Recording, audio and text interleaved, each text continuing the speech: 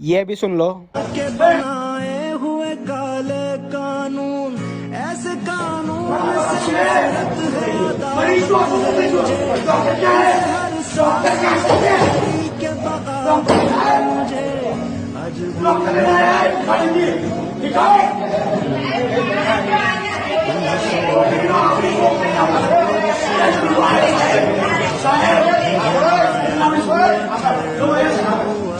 তো বন্ধুরা দেখেন পুলিশের গায়ে হাত দিয়েছে বলে কিরকম মারছে, দেখতে পাচ্ছেন। দেখেন দেখেন কিভাবে মারতেছে, তো দেখতে থাকেন।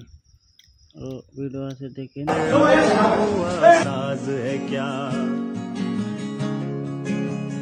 तुम हंसोगे कि ये कमजोर सी आवाज है क्या, झंझनाया हुआ थर्राया हुआ साज है क्या, जिन हसीरों के लिए वक्फ है सोने।